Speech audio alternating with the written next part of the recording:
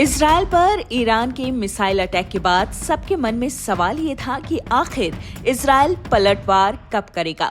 इस सवाल का जवाब आज सभी को मिल गया। इजरायल ने ईरान के कई शहरों में रॉकेट बरसाए हैं।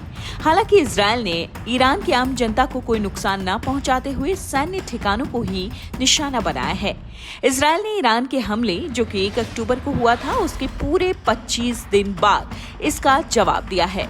इस बार इजरायल ने सिर्फ ईरान को निशाना बनाने की जगह इराक और सीरिया पर भी बम बरसाए हैं। इराक और ईरान के साथ साथ इजरायल ने फिलहाल अपना स्पेस यात्री फ्लाइट्स के लिए बंद कर दिया है। मिडिल ईस्ट में शनिवार तड़के इजरायल ने ईरान पर ताबड़तोड़ हमला कर बदला ले लिया।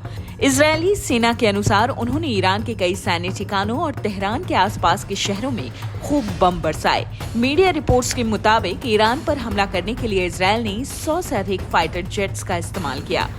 IDF अधिकारियों ने कहा कि ईरान पर बम बरसाने वाले सभी फाइटर प्लेन सुरक्षित एयरबेस पर लौट आए हैं। जिस ऑपरेशन के तहत इजरायल ने ईरान पर हमला किया, उसका कोड नाम डेज ऑफ रिपेंटेंस यानी पश्चाताप के 10 दिन था।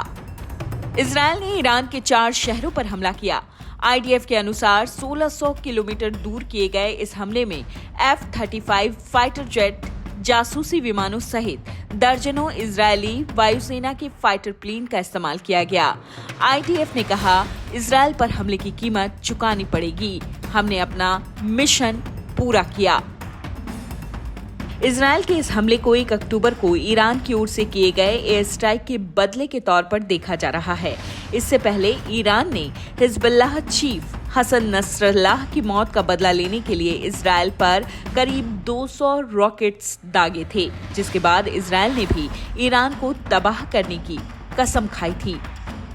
IDF प्रवक्ता डैनियल हगारी ने कहा, अब इजरायल को ईरान में भी कार्रवाई करने की आजादी मिल गई है। ईरान ने इजरायल पर 2 बार हमला किया, उसे इसकी कीमत चुकानी पड़ी है।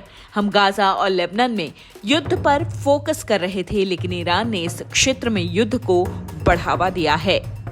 हमले के बाद इजरायली सेना ने ईरान को धमकी देते हुए कहा कि अगर ईरान अब कोई प्रतिक्रिया देने की कोशिश करता है तो इसके लिए भी हम तैयार हैं। ईरान की अर्ध सरकारी तस्नीम समाचार एजेंसी ने सूत्रों का हवाला देते हुए कहा कि ईरान इजरायल के किसी भी हमले का जवाब देने के लिए तैयार है।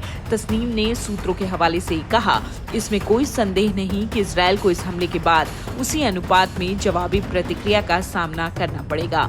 जो भी हो, लेकिन इजरायल और ईरान के बीच युद्ध अब थमता दिखाई नहीं दे रहा है।